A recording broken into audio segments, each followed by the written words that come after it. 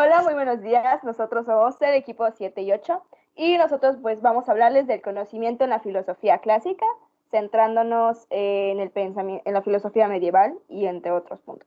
Siguiente diapositiva, por favor. Bien, comenzamos con la filosofía medieval. La filosofía medieval se produce desde la caída que es del Imperio Romano en el occidente hasta la toma de Constantinopla por los turcos, que es en el año 1453. Otra característica de la filosofía medieval es que San Agustín aporta fundamentos de la teología y antropología cristiana. De hecho, es algo muy característico ver la teología en esta filosofía. Por lo consiguiente, pues tiene un carácter religioso y la mayoría de los filósofos que aportan a esta filosofía, pues son teólogos como San Agustín o Santo Tomás de Aquino. Siguiente diapositiva, por favor.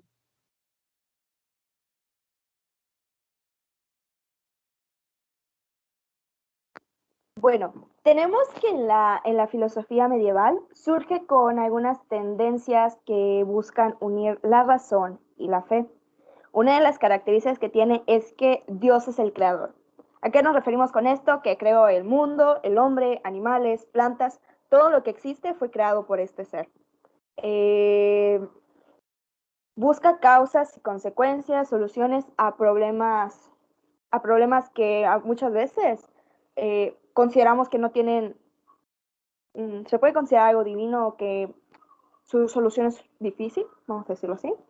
Eh, Le da una importancia a los principios, a los valores éticos, que de hecho lo podemos ver mucho eso en la religión, porque por ejemplo existen normas y normas valores que son los que rigen a las personas dentro de esto y hacen que regule su comportamiento hasta cierto punto. Otro punto es que el, pues este surge del cristianismo. Aquí encontramos Biblias, profetas, a Cristo y la fe, y pues esto es un dogma. Y la filosofía cristiana, que de aquí van a surgir las dos raíces que vamos a ver a continuación, que es la patrística y la escolástica. Siguiente diapositiva.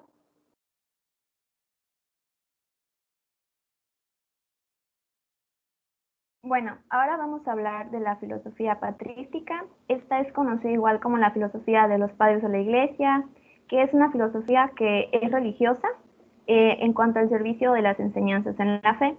Y una de sus principales características es que va a favor de la defensa de la razón en el cristianismo y que va a enfrentar los ataques de la filosofía pagana. Y no solo defenderla, sino que también vivirla y exponerla y hacerla comprensible en las mentes cultas de los paganos. Y dentro de esta filosofía también los santos padres rechazan teorías que van en contra del cristianismo, como el escepticismo y el epicureísmo. Y algunas fuentes filosóficas propias de la patrística son el estoicismo, el platonismo y también el neoplatonismo. Siguiente diapositiva, por favor. Y bueno, continuando con el tema, ahora vamos a hablar de la escolástica. Esta surge en el siglo XIII y su origen está en el renacimiento urbano, en el agustinismo que subordinó por completo la razón de la fe y el aristotelismo. Y según lo indica el nombre de la escolástica, es la ciencia de las escuelas. Bueno, continuando, como mi compañero dijo, esta nomenclatura que se le pone ciencia de las escuelas pasa por un proceso. En la Alta Edad Media, scholasticus significa, o sea, se le dio el significado a el maestro de las artes liberales, que eran 7 disciplinas liberales: la gramática, la lógica, la dialéctica, la retórica, la geometría, la aritmética, la astronomía e incluso se podía también la música. Más tarde se le llama escolástico a todo lo que se enseña en las escuelas, especialmente en las escuelas de filosofía y teología. La escolástica buscaba responder de manera comprensible todas aquellas dudas que se generaban entre la fe y la razón. Esto porque, como ya mencionamos al inicio, la escolástica toma puntos importantes del pensamiento de Aristóteles y también toma puntos importantes de la teología. Hace una mezcla entre estas y es lo que se van a impartir en las escuelas. También, a partir de la escolástica, el desarrollo de la enseñanza en las escuelas, pasar de los conventos, las catedrales, a centros ya científicos en las universidades, formar las universidades, permite que evolucione esta doctrina de la escolástica y las universidades toman un papel muy importante para que se imparta la escolástica.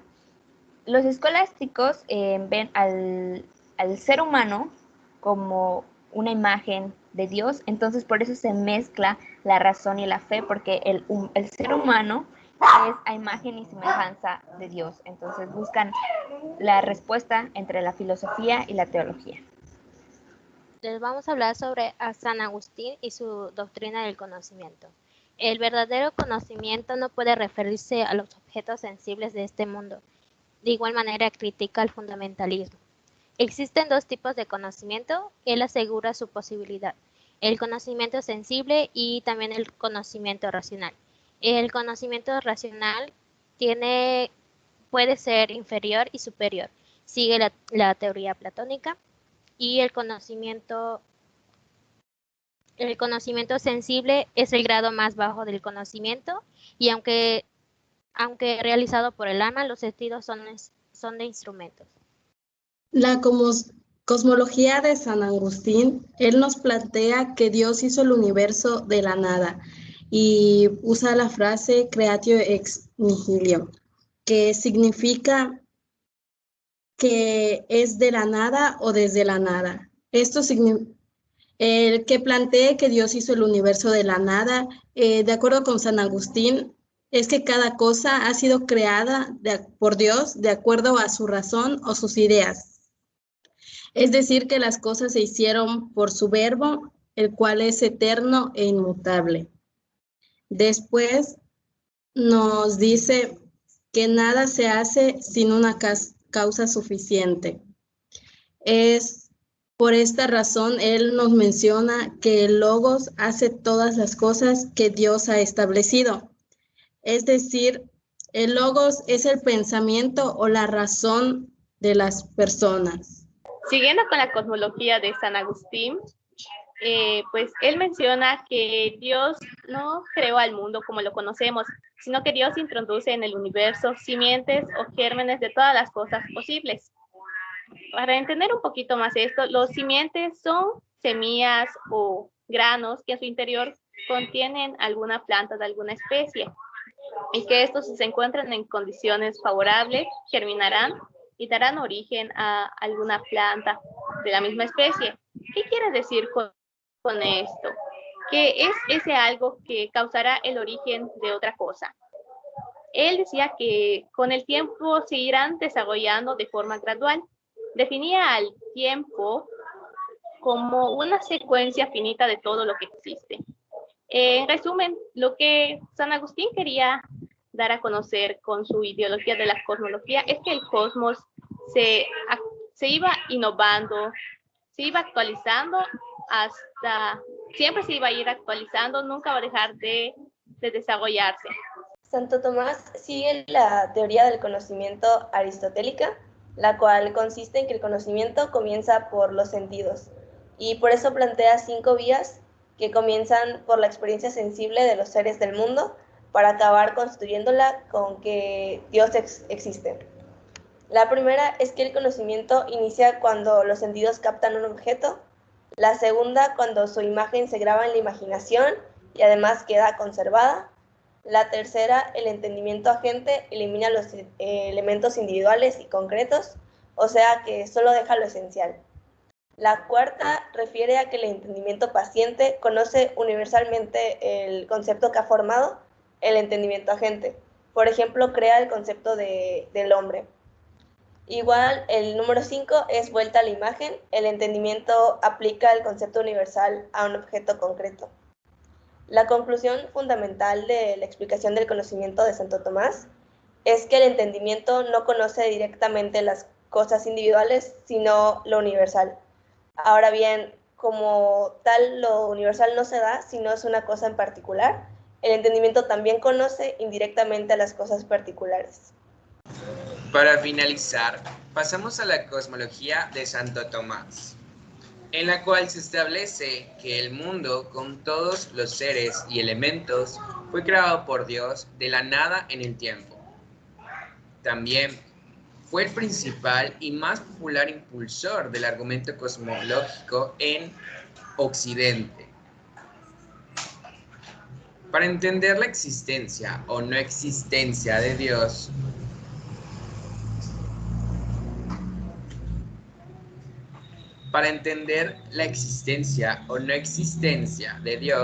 se plantearon una serie de premisas. La primera es que todo lo que existe tiene una causa. De esta forma, si el universo existe, por lo tanto, el universo tiene una causa. En un principio, esta formulación del argumento cosmológico les parece cierta, de igual forma lógica.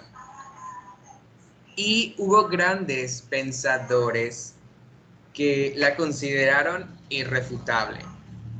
El problema es cuando van más allá de la primera impresión. Lo que debería servir para demostrar la existencia del creador, en este caso Dios, en realidad provoca un bucle lógico sin solución posible. Porque continuando con las premisas, por lo tanto, el universo tiene una causa y esa causa es Dios. Por lo tanto, Dios existe. Y si Dios existe, entonces, según la premisa 1, Dios tiene una causa. Y partiendo de esa formulación, si Dios necesita tener una causa, ya no podía ser considerado como Dios. Y Santo Tomás, para tratar de explicar que Dios existe, plantea 5 vías en las cuales se parte del motor aristotélico. En las 5 vías se describe que en el mundo hay cosas que cambian. También que existen causas eficientes, en la cual se plantea que debe haber una primera causa. Asimismo, hay seres contingentes. En este se menciona que debe haber un ser absolutamente necesario. Y también hay seres con perfección relativa. En este punto se menciona que hay seres más o menos perfectos y por lo tanto debe existir un ser absolutamente perfecto. Y por último, en el universo hay orden. Se plantea el ejemplo de que un ave no lee una enciclopedia para aprender a volar. Y es por esto que se plantea que debe haber un ser inteligente que dirija las cosas naturales y el orden del cosmos. Y con esto concluimos el conocimiento en la filosofía clásica.